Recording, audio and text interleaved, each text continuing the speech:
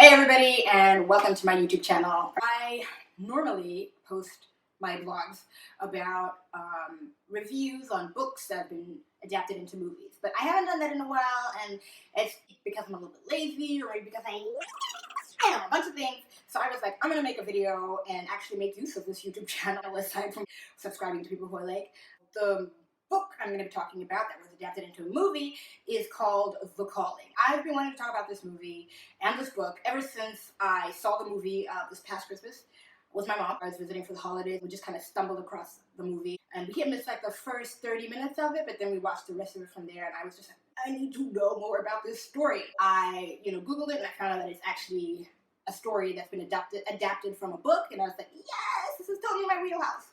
The book is written by Inger Ash Wolfe.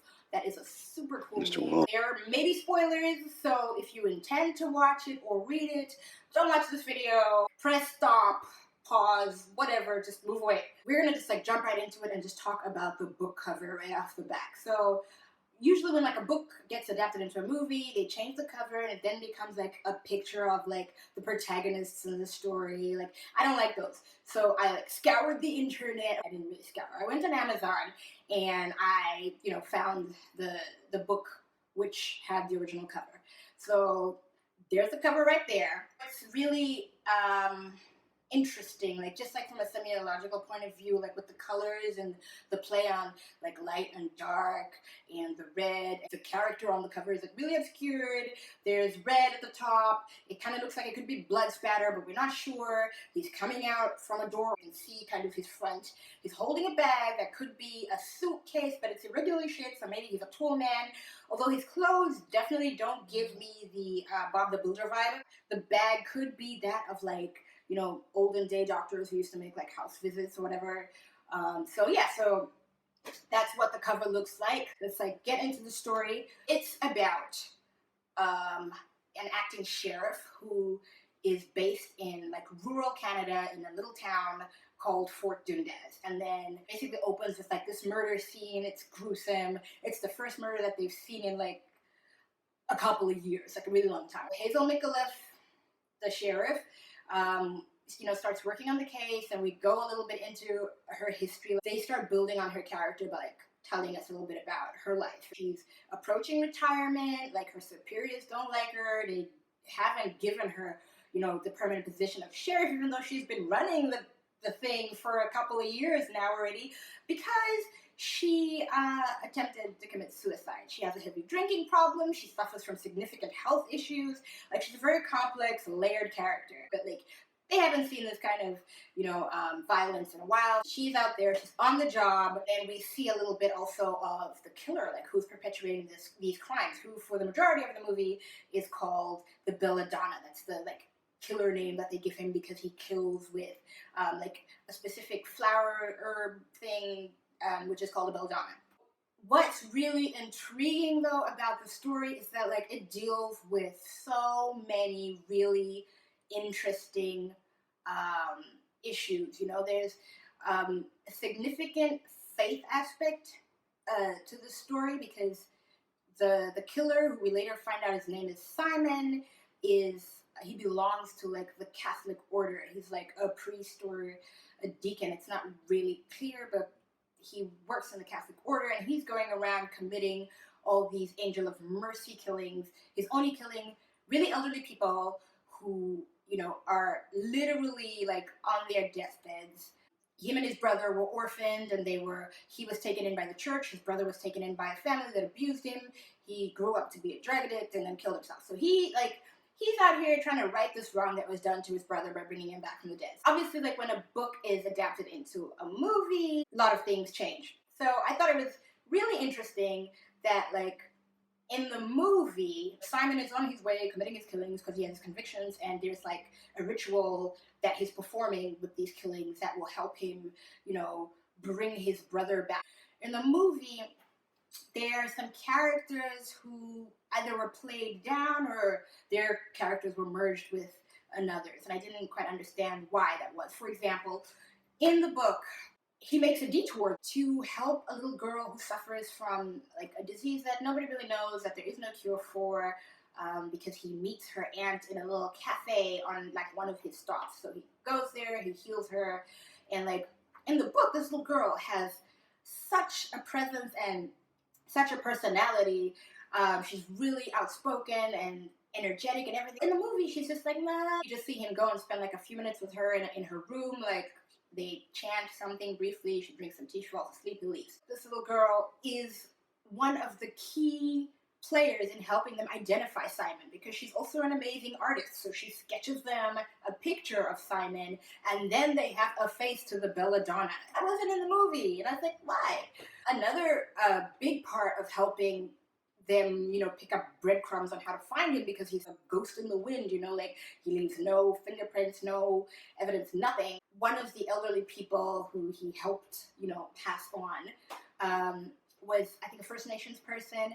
And so like in the book, like Wingate and goes out onto the reservation and like speaks with the daughter of the deceased, and she like saw him, and so, you know, she gives that first rough sketch, which they take to the house of the little girl, and she is like, oh, that's a terrible picture, and she draws him a better one. So I don't know why they chose to leave that out. Another interesting thing that they left out of the movie: Hazel at Fort Dundas needs help. There are only 2 detectives at her precinct, and nobody's willing to give it to her. She starts asking for help at other police stations in nearby little villages, and people actually offer. They're like, hey, great, yeah, cool, we'll come down and help. And then eventually somebody does get sent down. From like big city life, is like a really interesting character. He's French Canadian, and he's a giant, because that's clear from the description of how he's like hunched over in the car, and his like knees are touching the dashboard, and he's, you know, like blase, kind of like sarcastic and all of this, and like, well, it just wasn't in the movie. I think they blended his character with the character of Wingate, who's played by Topher Grace. I don't know why they chose to do that. The evil guy, the belladonna, aka Simon. It's really interesting. In the movie, we don't really go all that much into like his mind and see exactly why he's doing these things. Like, we don't really have enough backstory about him, other than the fact that he's killing all those people because there's a ritual he needs to perform at the end. In the book, it's more, we see more of like his character, because like based on just what I've said from the movie, it just kind of seems like, oh, he's actually really loyal to his brother. In the book, he has very specific instructions that he gives each person before he comes and offs them. And in the book, I feel like even it's the first killing of Delia Chandler where he is upset because she wanted to have somebody like witness, which is strictly a no-no against his rules. He has to make sure this other person goes, and he's on a clock. So he just like does away with the whole like mercy part, pours burning hot water down her throat.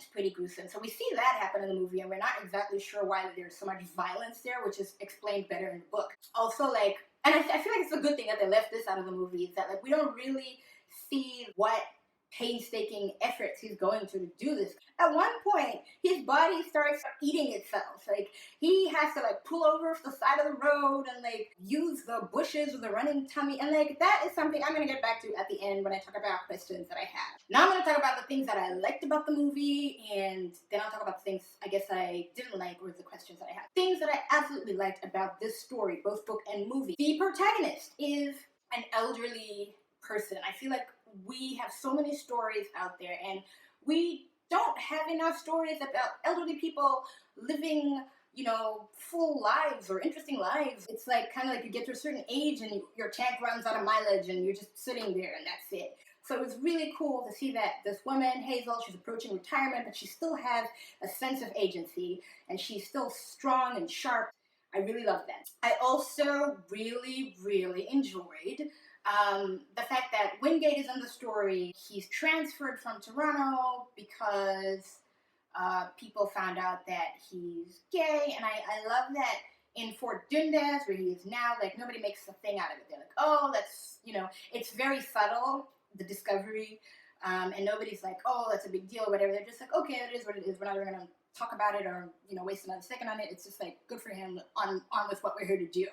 So I thought that was really cool. I also really, really liked the fact that with this faith element, you kind of are forced to question like whether or not Simon is really doing evil, or if he's really doing the right thing. I'm not sure if I'm articulating that very well. It's less of like a black and white clear, oh, he's evil, versus a, oh, he thinks he's doing the right thing.